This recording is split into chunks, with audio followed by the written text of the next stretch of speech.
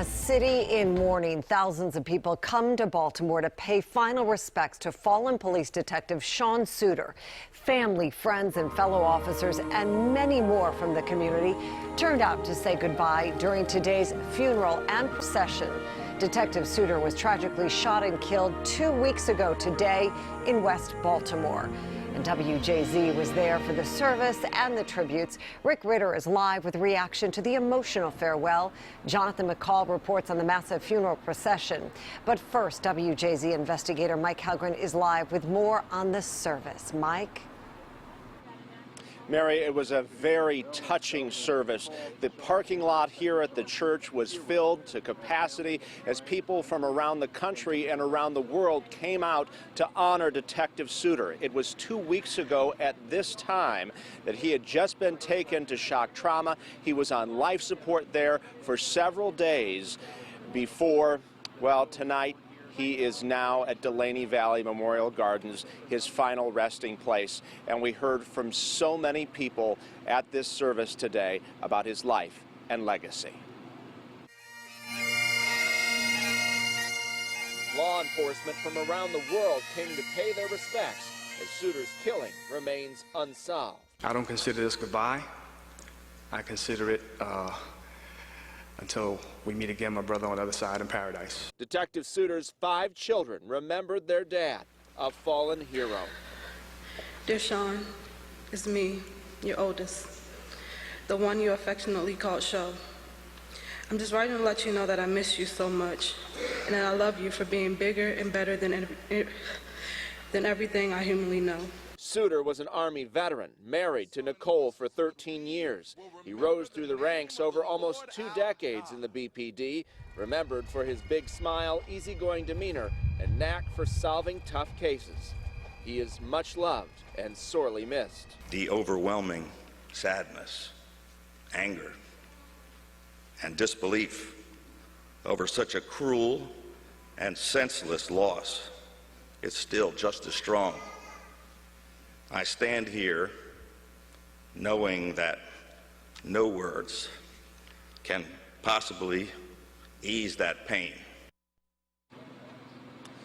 Detective Suiter was killed with his own service weapon after police say he encountered a suspicious person in West Baltimore. No named suspect. There's been no suspect named, and the reward stands at $215,000.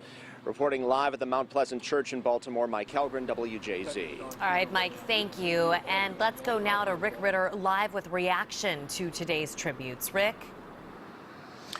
Well, Jess, as you know, it was a very emotional day. We had 2 parking lots full of law enforcement, some from around the country coming as far as Chicago and New York. We had random citizens lined up along the side of the road paying tribute to one of Baltimore's finest. From the flashing lights to the sea of blue outside Mount Pleasant Church, there was no shortage of support for Baltimore's hero. It's amazing, the turnout and the support that he has. As thousands gave Detective Suiter the send-off he deserves. It just reminds you that it can happen anywhere. It can happen to any one of us at any time. The funeral drew a slew of agencies from across the state and country. Baltimore showed affection for us in our times of need, in our time of loss. Standing side by side. If we weren't here for each other, you wouldn't see a big show out like this. Even complete strangers getting as close as they could to pay their respects. It's sad for the city, for the police officers, for the citizens of Baltimore in general. Captain Jerron Jackson knew Suiter for years. I can tell you that everything you heard is true.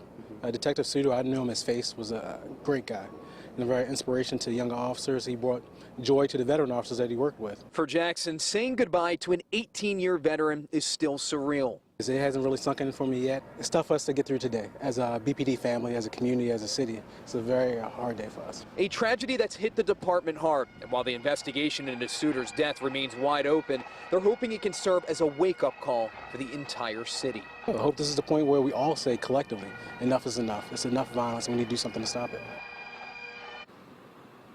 Now, Suiter had only been in the homicide department for 2 years, but I'm told it didn't take long for him to make his impact, obviously taking on several high-profile cases, a detective that brought out the best in everyone. Mary? He was loved. Rick, thank you. We now turn to Jonathan McCall live with more on this afternoon's massive funeral procession through Baltimore. Jonathan? Mary, right now the graveside service is underway here at Delaney Valley Memorial Gardens, where Detective Suter will finally be laid to rest.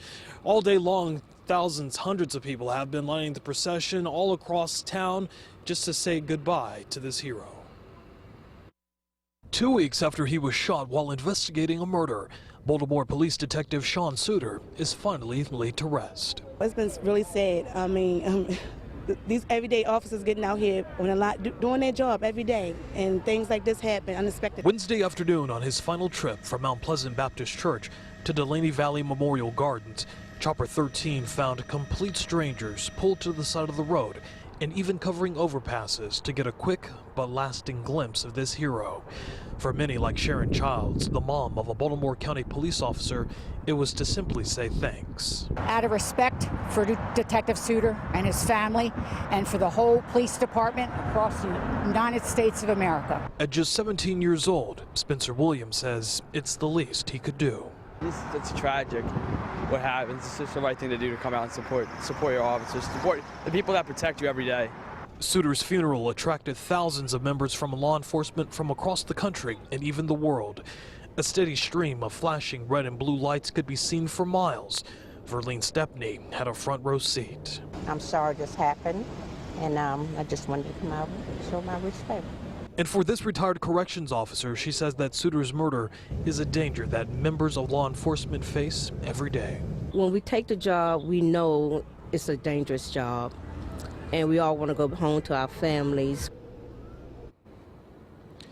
And off in the distance right there, we just saw a helicopter fly over in honor of Detective Sean Suter. All of the people that we talked with here today say they lined that procession route to not only show their support for him, but to also show their support for his family as they continue to grieve his loss.